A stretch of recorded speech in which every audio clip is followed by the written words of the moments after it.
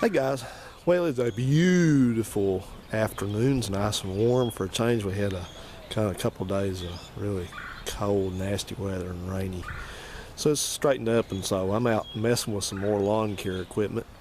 I've been out working on this. This is this 4-cycle Troy-Bilt XP trimmer that I bought new about 3 or 4 years ago and used it some, but not that much. And for about the last year or so, it's set.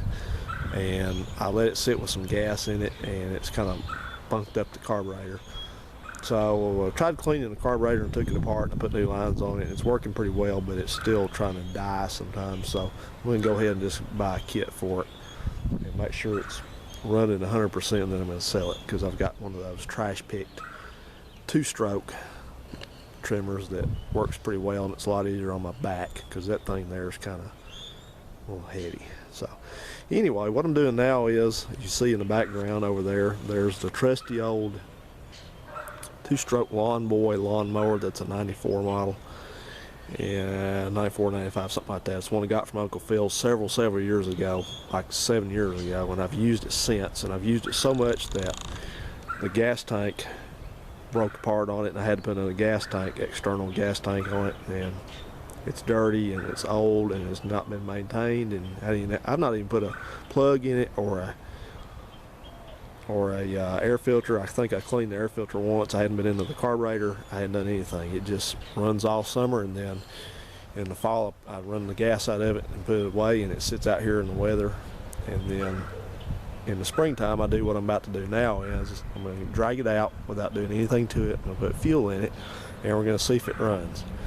So just to make sure that this is legit, too legit, I'm actually still mixing my fuel over here. So you're going to watch me mix up my fuel.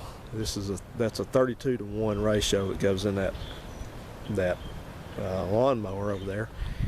And so I've run a gallon of gas into my special 2-stroke gas container, and I'm going to take my oil and put in it. So you're going to see that I have not cheated and got it going already this year.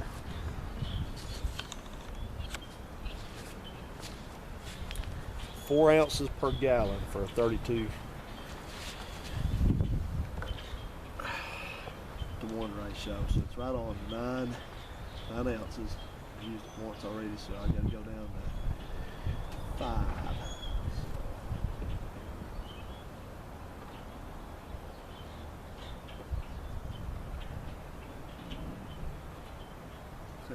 Ways to go. I'm bad to overfill stuff, so I'll creep up on it.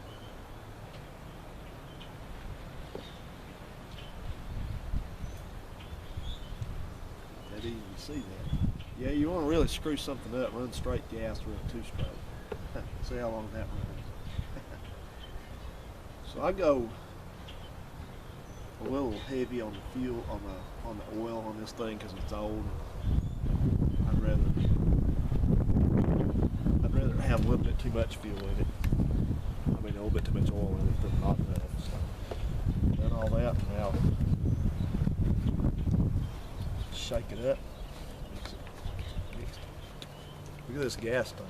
Look at all the mold on it. It usually sits out here too. Okay, there we go. Enough for one more partial tank. So now I'm going to go get the mower, and we're going to bring it over into the staging area here. So let's see. It's like a pretty good spot.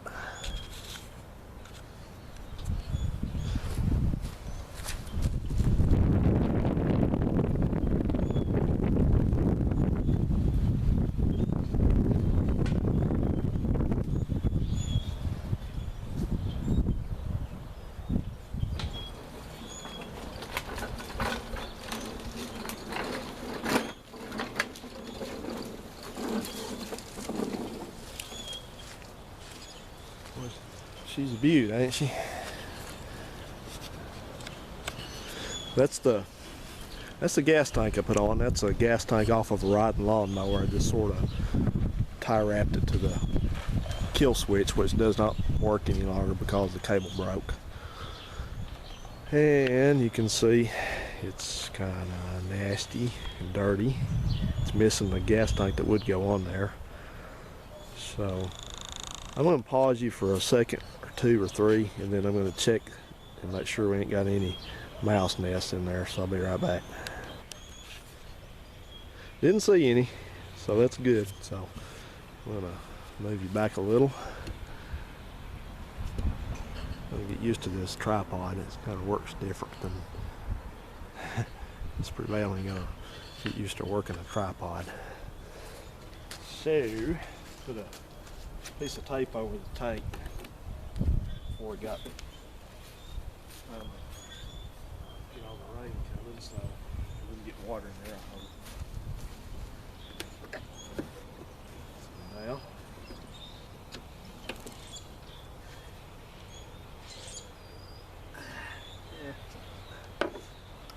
see if we get any leaks.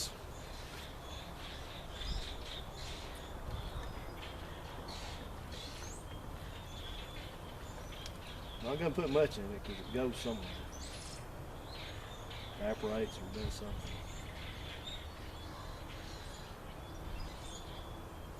Doesn't have a fuel shut off.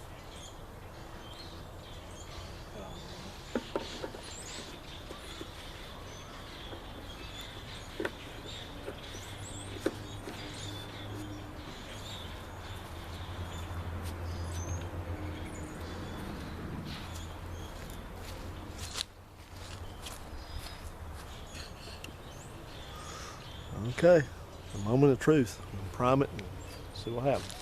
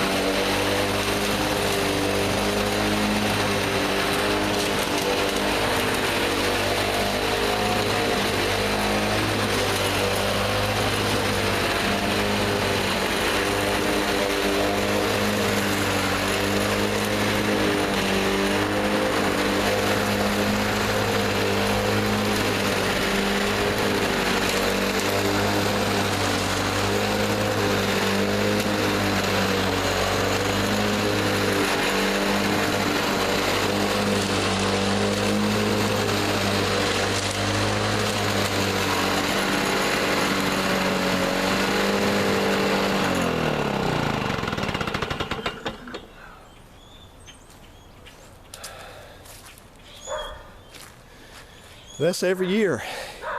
A couple of pulls and it's running. And people have bitched about these mowers, you know, as far as not being up to par as far as lawnmowers go. But I tell you what, this one is the one that I traded to Uncle Phil, one I traded to him like 7 or 8, whenever it was, 7 or 8 years ago, was a pretty nice Toro, I think it was, self-propelled mower, 4-stroke. And man, he burnt that thing out long ago. I don't know whatever happened to it. And this one, like I said, man, it's been waiting every year for it to not to run or to wear out or to blow up or do something. It just keeps on going. It's like Timex. It's a Timex of lawnmowers. So anyway, I think my plan for this year, since I've come into, here's that poor old Oldsmobile. Since I've come into possession of a couple of cheap lawnmowers, I believe what I'm going to do is I'm going to use one of those. I'm not going to buy a riding mower right now because I want to get some exercise by pushing the mower. But I believe what I'm going to do is I've been, as people say, pricing out parts for that new Craftsman that I got with a motor that caught on fire. And here's the deal with that. That mower's so new that you can't buy replacement parts like a gas tank and a shroud and all that. Carburetor, you can probably buy a carburetor, but the rest of it you just can't buy over the counter yet because it's not old enough, I guess. So the plan is that you can actually buy a brand new engine for one of those for about $125 shipped if you know where to get it from. You know what? There's plenty of people off eBay that carry those, and so you can buy the whole motor for $125. And since the mower itself is free and it's almost like brand new and it's a $300+ mower new, then I believe what I'm going to do is I'm going to go ahead and just buy a new engine for it and keep that one, the long block, just as a spare. I may use it for something else in the future that I need a motor for, and just use it as my main mower since it's self-propelled. And this one, I believe I'm going to just use around all these damn trees out here, because you see there's roots, or as people say in different parts of the country, roots.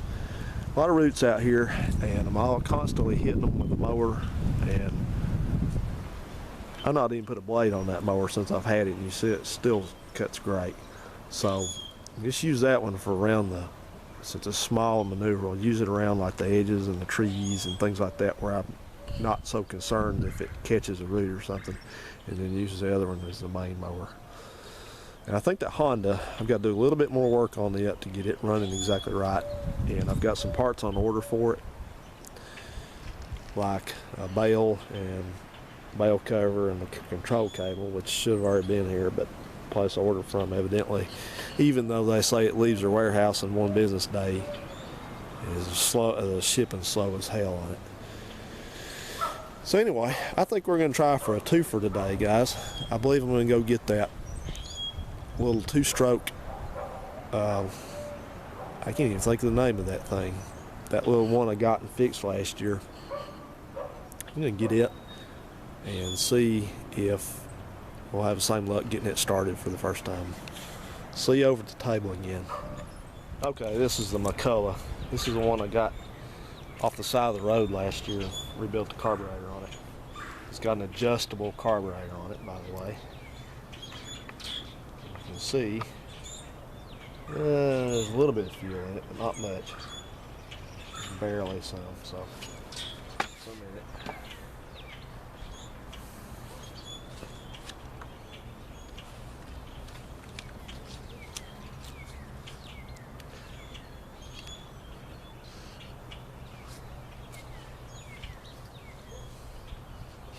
This is a 40-to-1 ratio on this one, but I use a 32-to-1.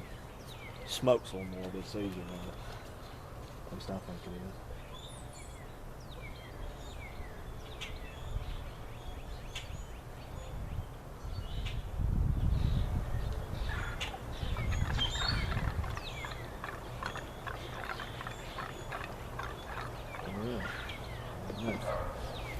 I don't know how old this trimmer is. It's probably about 20 years old. Let's see if our luck holds out. This one. This one I'm going to have to turn it around. Hang it off the end of the table there. Yeah, how we looking? I'm new at this camera thing, so. Alright.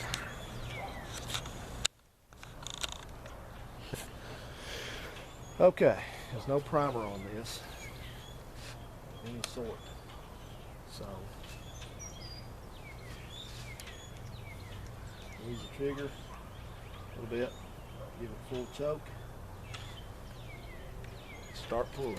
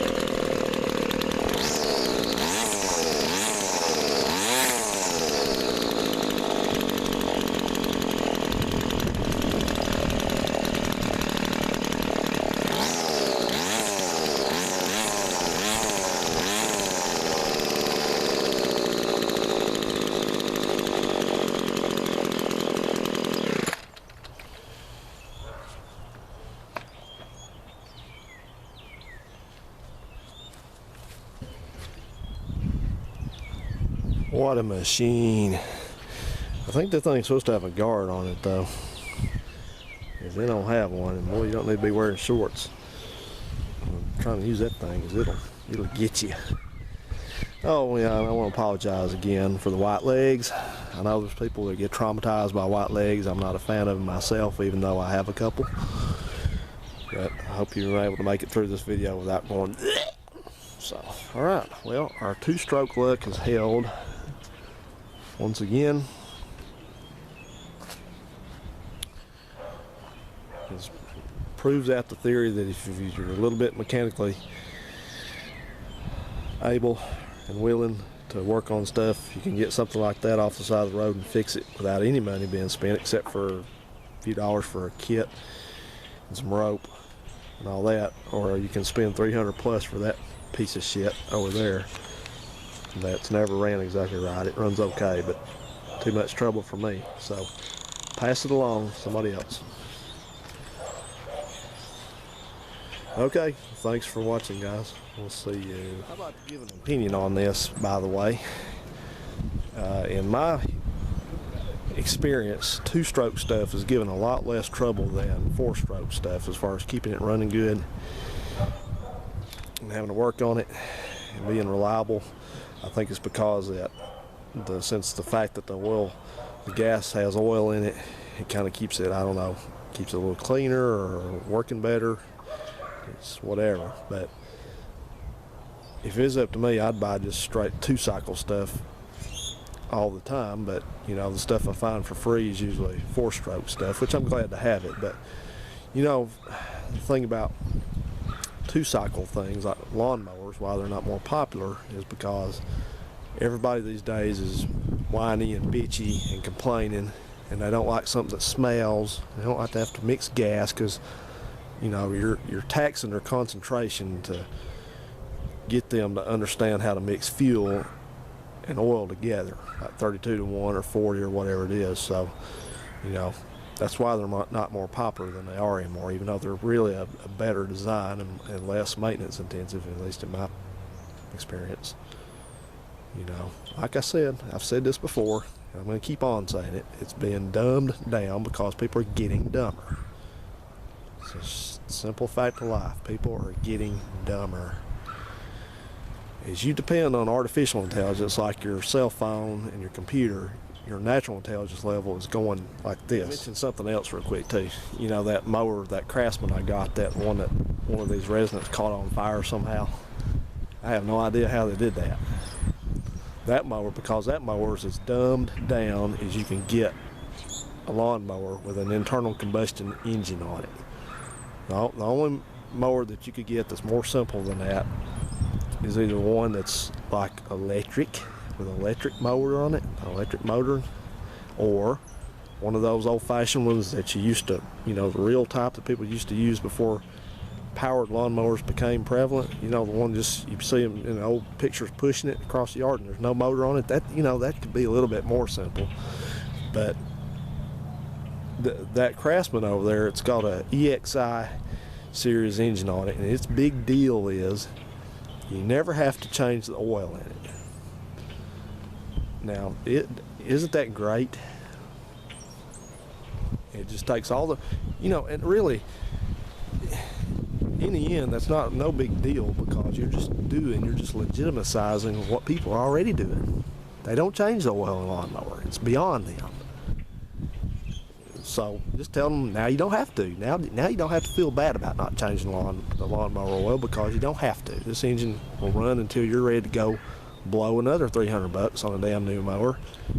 And it's ready. It's time. We'll sell you another one. I'll tell you guys, I hate to bitch, but there's things about our modern society that just piss me off like that. And stupid, lazy people are at the very top of the list. I don't care if the thing's supposed to be changed or not. I'm going to change it. If I have to turn it upside down and dump it out.